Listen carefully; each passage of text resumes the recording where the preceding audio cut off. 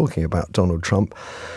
It's difficult to approach Trump today without looking at it through tragedy, because following the plane crash in Washington in which 67 people died, and the President of the United States decided to preempt the investigation and share his theories, we've now had another aircraft go down, this time in Philadelphia, a medevac jet carrying a sick child who had just been treated, and his family, a Mexican plane, a Mexican child, a Mexican family. All dead, 6 feared dead in that crash on the day that Donald Trump introduces tariffs on Mexican goods. Chris Michael joins me now, the Guardian's US news editor and host of the Reverberate podcast. Good morning to you, Chris. Hi there.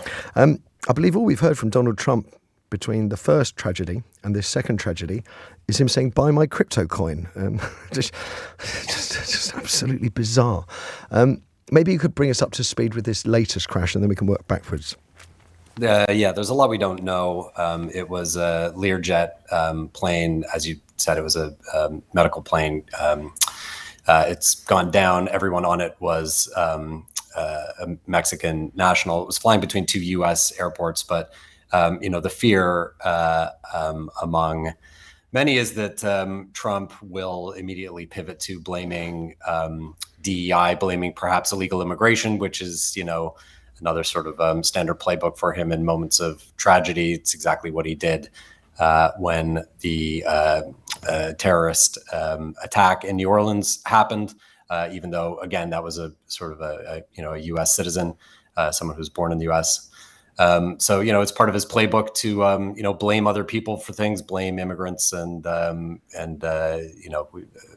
can't see any reason why he wouldn't immediately leap to doing so, just as he immediately leapt to blaming DEI after the tragedy in D.C. Absolutely extraordinary. It just extraordinary. He does seem to be, and a number of commentators have pointed this out, because he's a second-term president, that he's got nothing to lose. I was reading today that he's now talking about purging the FBI of anybody that investigated him following January the 6th.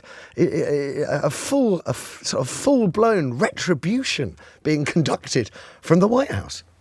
Yeah, he has no chains on him anymore. If the first term was a bit chaotic, and it seemed that even Trump himself maybe didn't think he was going to win, and everyone was a bit shocked, and he still had, as they said, adults in the room, people that he was advised to a point because they knew how the government worked, and he didn't know anything. Those people are now all gone. Everyone in Trump's orbit is a diehard loyalist, and he now intends to make everyone in the government a diehard loyalist as well. He's giving people loyalty tests. He's encouraging anybody who wants to quit immediately before they get fired. And as you say, he is now doing exactly what he always claimed was done against him, which is to weaponize federal law enforcement agencies to go after his enemies. Is he carrying the American people with him still?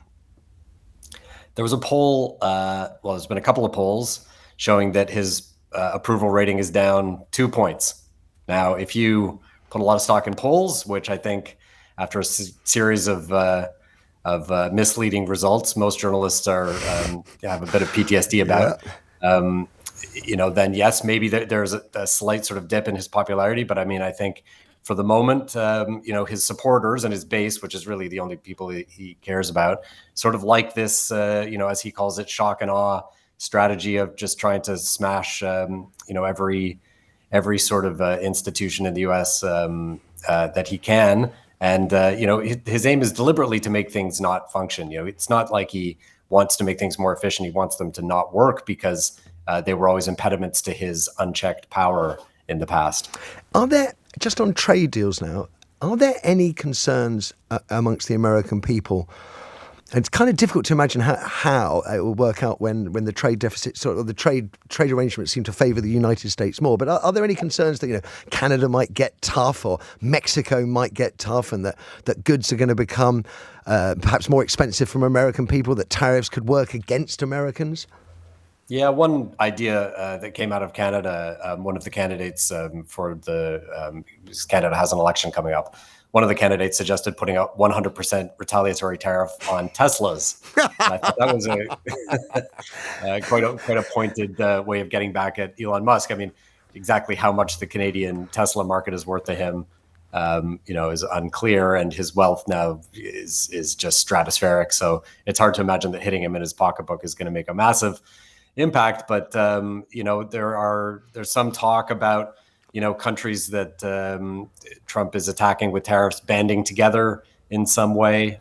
Certainly, when the last trade war happened in his first term, which is a lot more limited than what he's proposing now, Canada and Mexico did hit back and did things like putting high tariffs on Kentucky bourbon and that sort of thing. Right. Trying to hit Jack Daniels and make it count for Americans. But the fact is, the U.S. is just a much bigger economy than both Canada and Mexico combined. So, the pain will be felt disproportionately. Exactly that. Chris Michael, pleasure talking to you. Enjoy your weekend. Thanks very much for that. Chris Michael, their Guardian's US Live News editor.